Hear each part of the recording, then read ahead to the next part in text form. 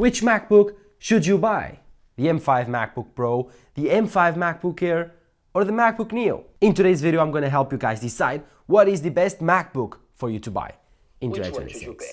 Let's get started. Whenever you take a look at the MacBook lineup in 2026, you will find three main computers, three main lineups: the MacBook Pros, the MacBook Airs, and the MacBook Neo. The MacBook Neo is the cheapest MacBook you can buy, and obviously, at first glance, seems the best option. Because for $600, $500 on a student discount, you can grab a MacBook made of aluminum with a 13-inch LCD display and with full-fat Mac OS. And at first glance, it probably looks the same as the MacBook Air, a 13-inch laptop that costs $1,100 and gets the same aluminum body, the same keyboard, the same trackpad, more or so, and the same display, more or so too. So what are truly the differences between these two? Well, for starters, the MacBook Neo is an introduction computer to the MacBook lineup. It's made to sell the most amount of machines possible in terms of volume to capture users for macOS and start to build a bigger macOS user base. So the MacBook Neo makes total sense in 2026 for Apple. They want to expand their lineup to reach bigger audiences, and macOS needs to become more popular to increase new apps, new softwares built for macOS. And the ARM technology continues to push that forward. The MacBook Neo's power is insane, and their size is also incredible. For only $500, what you get is incredible build quality, incredible display, business leading in terms of trackpad and keyboard, and obviously the overall experience. And on top of all of that, it connects with your iPhone and it works with the Apple ecosystem, FaceTime, iMessage, and all of that. So it's groundbreaking. The MacBook Neo killed completely the cheap computer market. It's the best option by far available for you to buy. But then there's the MacBook Air. If you step up the ladder, you get the MacBook Air. And what is the MacBook Air? The MacBook Air neither is the cheapest, neither is the most powerful, but it's also neither the smallest. So what is the MacBook Air? This right here is the newest generation of the MacBook Airs. And the MacBook Air is the slimmest, thinnest MacBook available. It's not the lightest, it's the slimmest and thinnest. And it's also, in my opinion, the better build quality / compromise / height, weight, and thickness. So I think that the MacBook Air is the perfect compromise out of these old machines. It's the middle ground in all of the things. In terms of performance, it's the middle ground between the MacBook Neo and the MacBook Pros. In terms of weight, portability, and overall experience and build quality, it's also between the MacBook Pros and the MacBook Neo. All of these computers are made of aluminum, grade aluminum, and they are all amazing in terms of feeling in the hand. They all feel very expensive. The MacBook Air starts at $1,100, but with a big advantage over the MacBook Neo. Even though this machine costs $600 more than the MacBook Neo, especially if you put this student discount on it, this computer gets twice the storage, twice the RAM, and a much more powerful CPU.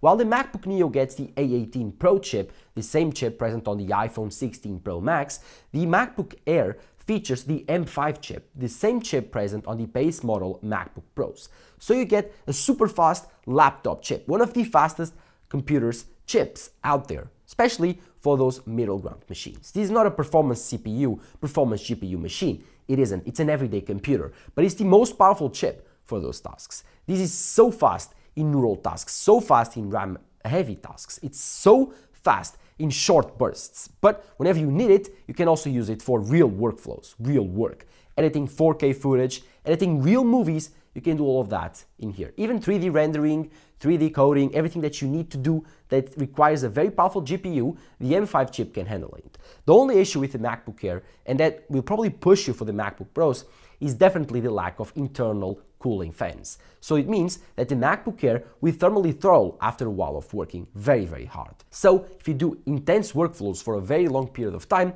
makes total sense to move upwards for the MacBook family that has a fan and it can actually cool itself down. So it makes total sense to move to the MacBook Pro family, and it's probably the easiest choice for you guys watching this video.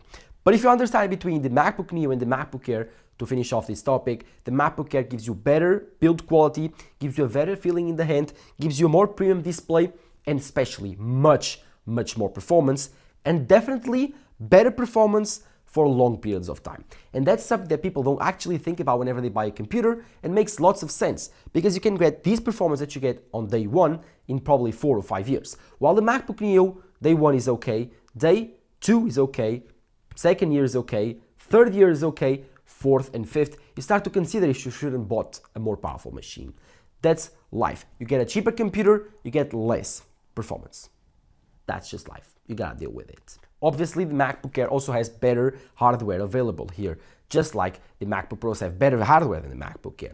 The MacBook Air features the MagSafe port. It's the first Mac on the lineup to do so. This is a port that frees up a USB-C port, and it's actually great because it enables you to save your computer in case of an accident. This cord simply pulls, it's magnetic, and whenever you actually trip on it, it doesn't ruin your machine. It also has an LED on top that enables you to see whenever it's charging or not. So it's actually a useful port. I love MagSafe. It's definitely a Mac distinctive feature that is not available on the MacBook Neo, which only has 2 USB-C ports and an headphone jack. And that's it. The MacBook Air also features a better display with an incredible P3 color gamut 13-inch LCD display. The MacBook Neo's display is not as good, the borders are bigger and doesn't feature the notch, while the MacBook Air does. If that's a good thing or a bad thing, I don't know, but I do know that the MacBook Neo's display is probably the future of the MacBooks, and not this. But in terms of display quality, the MacBook Air is definitely better, the colors are more accurate and definitely brighter. So if you want a better display, if you want the middle ground for say, I think that the MacBook Air is the best option. If the budget is all the things that you really care about, if the budget is all the things that really matter, and you just want macOS and that's it, buy the MacBook Neo. That's probably the best value computer out there. Now, you get in the middle ground, you buy the MacBook Air. What now? What can I get for an extra $300? Well, for an extra $200, you can grab the 15-inch MacBook Air. The same computer as the 13-inch MacBook Air on a 15-inch size. And this machine makes a lot of sense for some people, because some people want a bigger display, a bigger body, and bigger batteries, but don't want the extra performance. So instead of buying the 16-inch MacBook Pro that costs like $2,500, super expensive, they decide to buy the 15-inch MacBook Air that starts at $1,300. It's an awesome choice, gives you the same 512 GB of storage, the same 16 GB of RAM, and the same M5 chip, but with a bigger display and bigger battery. And it also has better speakers. So Apple has decided to create 2 sizes for the MacBook Air. Makes total sense. Decide between a bigger display, less portable computer, or the classic 13-inch MacBook Air. This one is definitely my favorite. Anyone that owns a Mac knows that the biggest problem with it is storage and cleaning it. And for that, I've partnered with CleanMyMac to help you guys get rid of all of those junk files while keeping you safe. One of the best features about CleanMyMac is how easy it is to use. You can do a smart scan, which is a super fast way to scan for junk, protection and performance on your computer. And obviously you have so much more features there that you can do actually at the same time while you are doing your smart scan. But my favorite feature so far has been Space Lens. This enables you to actually search for your computer's storage in a completely different way. This allows you to analyze your computer's storage on this bubble-like interface. So much fun. Another awesome feature about CleanMyMac is Cloud Cleanup. You can connect your iCloud account, Google Drive account, OneDrive account, and have them cleaned by CleanMyMac. Boom!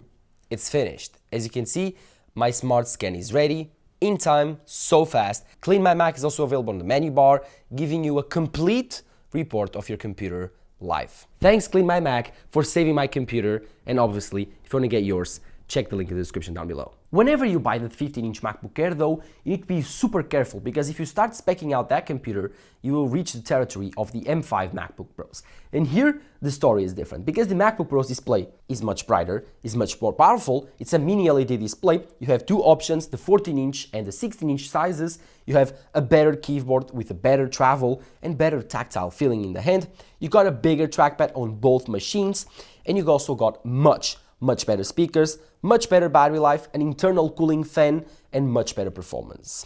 Obviously, if you buy the base model M5 MacBook Pros, you won't get any of that extra performance because you are getting the same M5 chip. The only difference that you will notice between the base model MacBook Pros and the MacBook Airs definitely is the sustained performance. You don't thermally throttle on these machines, definitely. And also you get the display, which is a mini LED 120Hz display, while the MacBook Air's display is a 60Hz display. You definitely notice the difference when using both displays side by side, but only if you do that. If you use it separately, 120Hz is nice, and if you know what it is, you will notice the lack of it, but whenever you buy a computer, who cares?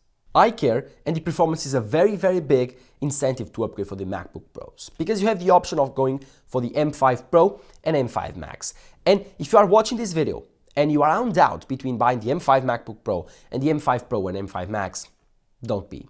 Buy the M5 Pro, because the M5 Pro on the MacBook lineup is the sweet spot. You get double the storage at 1 TB of storage, you get double of RAM, and you get a much more powerful chip for only $2,000. For an extra $500, you are getting a much better performance with much more RAM, much more speeds in terms of SSDs and speeds of RAM. You are getting a completely different beast of a machine.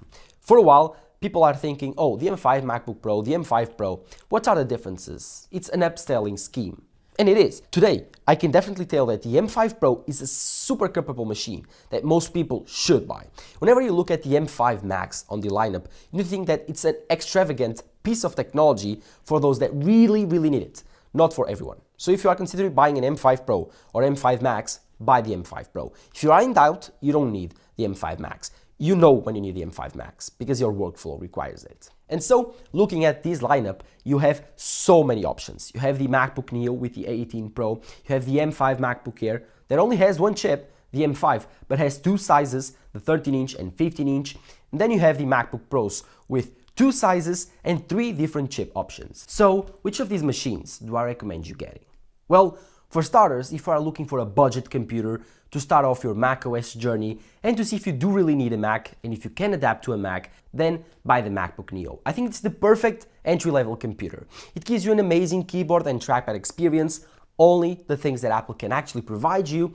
It gives you an incredible 13-inch Retina display. It gives you an incredible macOS integration with your iPhone, and definitely the best part, especially, is that build quality. For $500, you are getting a premium computer, something that in the Windows space is pretty much impossible. But then if you want to actually assure that you have the best value computer for the money in terms of build quality, performance, and display quality, and the overall experience, if you want to get everything, but you want to splurge on the MacBook Pros, I do believe that the MacBook Air is a very smart choice. It's a very well-built computer, it's incredible to hold, and it's super thin. And if you buy one, you won't regret it. But choosing between these two sizes is actually the toughest part, because most people want the portability, the thinness, and the amazing look of the 13-inch MacBook Air. It feels almost like magic to carry around, especially because of the weight of this computer. If you travel a lot, if you work on a different place that you live and you go on foot, having this light computer makes a huge difference, because you carry this machine all day on your back, and being light, it's almost the most important part about it. But if you want the biggest display possible and you only do like one trip per day carrying this machine, and you don't really mind about the weight of the 15-inch MacBook Air and the biggest screen makes a big difference, then opt for the 15-inch MacBook Air. The extra money may be worth it for you. Maybe. It's a strong word. And obviously, if you are buying the 15-inch MacBook Air, considering taking a look at the 14-inch MacBook Pro with the M5 chip. That's also a big machine that has a 14-inch display, a 1-inch smaller, but it's much more compact than the 15-inch MacBook Air. Although it's much thicker, much thicker than the MacBook Air. It's thicker, it's heavier, but gets you much better performance, gets you an internal cooling fan that you're able to play games without thermally throttling, do any type of GPU task without thermally throttling for a long period of time. And if you are a professional or you want to edit videos, you want to do code, and you want to be on your computer for long sessions, then buying the MacBook Pro, even if you connect it to an external display, might be your smart option, because the MacBook Air will start to heat up with no fans. And that makes a big difference. You want to work on this computer for several hours straight. And if that's the case, the base model with 512 GB of storage and 16 GB of RAM with the M5 chip, it's probably your best bet. It gets you a lovely 14-inch mini LED display with 120 Hz, a lovely speaker system, and an incredible trackpad and keyboard experience. But then, if you decide that you want to move upwards and buy the M5 Pro or M5 Max MacBook Pros, know that you are paying a price. Know that these computers will scale up very fast. And that's the dangerous part about the MacBook lineup. You have computers in every single segment that you can move up the ladder easy. And that makes a big difference. You start on the MacBook Neo, you end up buying the base model M5 MacBook Pro for $1,500, $1,000 more than the MacBook Neo. That's the dangerous part. But obviously, if you need the M5 Pro and M5 Max MacBook Pros, you know that you need them, So there's no option. Those are the best machines in the world, the best tools in the world to do your work. So be wise. Don't buy a machine more than you need, because then you are wasting resources, and that's not smart.